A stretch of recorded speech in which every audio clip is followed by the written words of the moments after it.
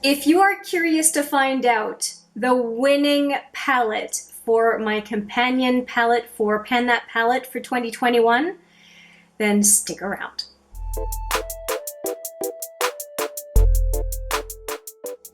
Hi there, it's Hélène and welcome back, or if it's your first time, welcome to HMM Makeup or Makeup. It is a very special day today. I'm sporting very red lipstick because it is Canada Day today. I have my big Canadian flag outside my home. I have a dinner party tonight to celebrate with some family.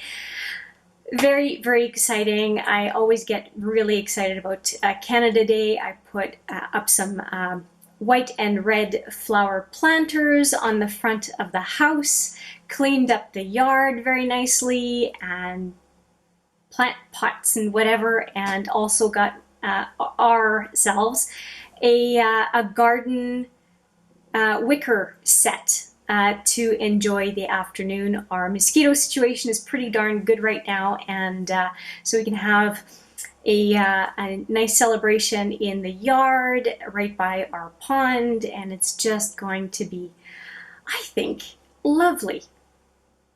But right now, I promised to reveal the companion Pan That palette for 2021 to go along with what is left of my Smashbox Matte Exposure. If you don't remember what that palette is, let me show you. It was hiding in the back here, so I had to go and find it. Now, of course, I feel like I have butterfingers because the reason I have so few shadows in here is because I dropped it in a video not long ago. I'll put that video there if you want to see exactly what happened. But this is what is left of the palette, and obviously I don't have a whole lot of options in here, and I wanted a companion palette. So I put it out to the community in the community tab and also in a related video. I'll put that video right there for you for your reference.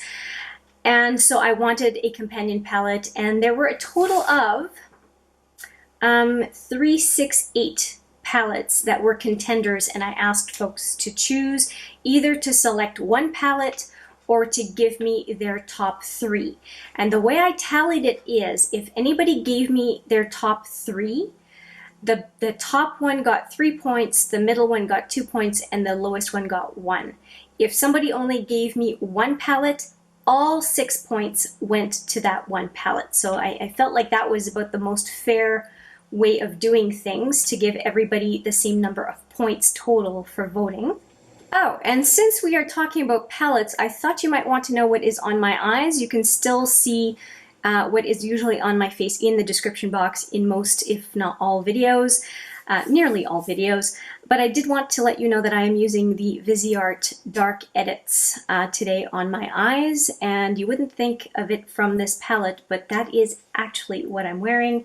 I have on my eyes this color, this khaki color in the crease outer lid and outer lower lash line, and then a combination of these two. So this one on the inner to most of the lid, and then this one as a pop of shimmer, extra shimmer on the center lid. So that is what I am wearing today for this video.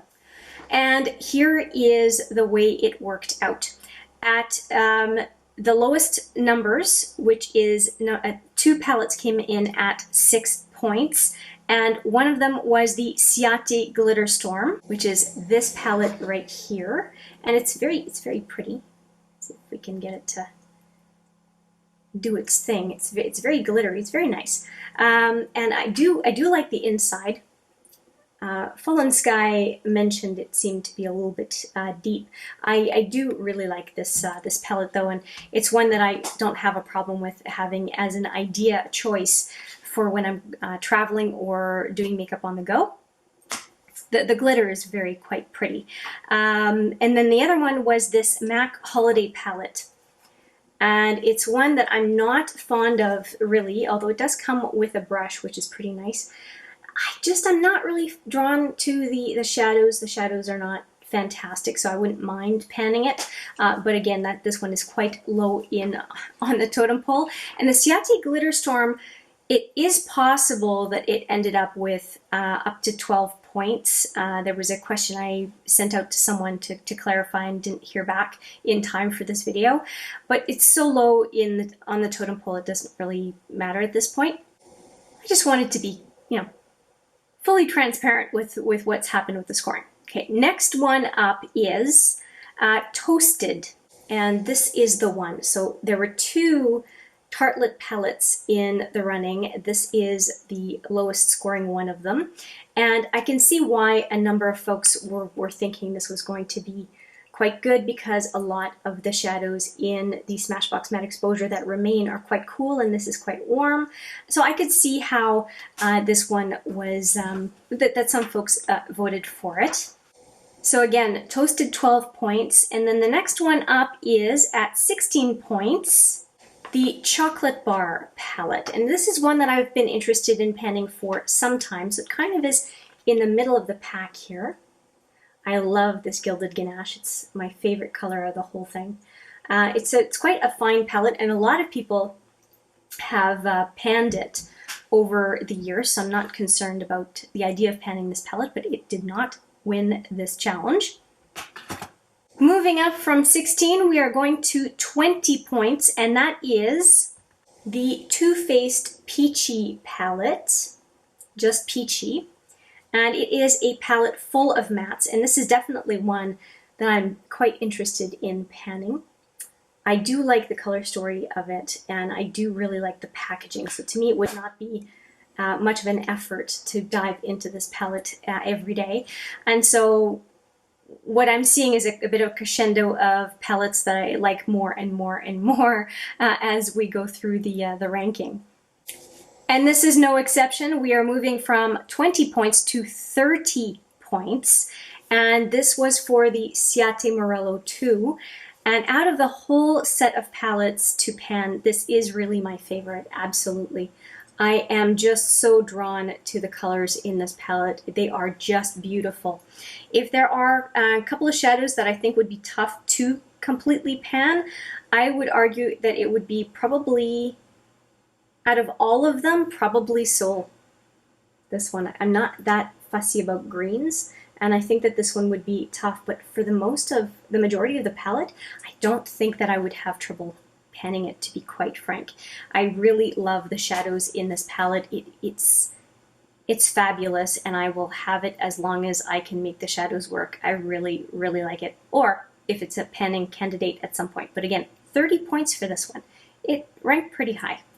And just a tiny bit higher up than the Ciaté Morello II is this Tartelette In Bloom. It came very close to being on top, and this is what it looks like, and I can understand absolutely why this one would be a palette that folks would think would be great to pan. There are quite a few shimmers in here. There are 3 shimmers in here, and I do find that shimmers are tougher for me to pan because I like variety in my makeup looks and don't like to use the same kind of shimmers and shimmer placement on the regular. I find panning mattes a lot easier. So anyway, that is what this one was at 32 points. And then at 52 points, quite a leap from 32 points to 52 points, is this palette.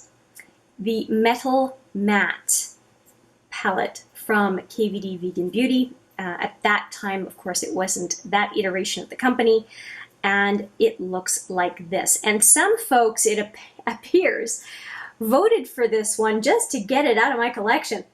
There are some folks who are wanting to hate watch my panning of this palette because of not liking the layout or just not being huge on it.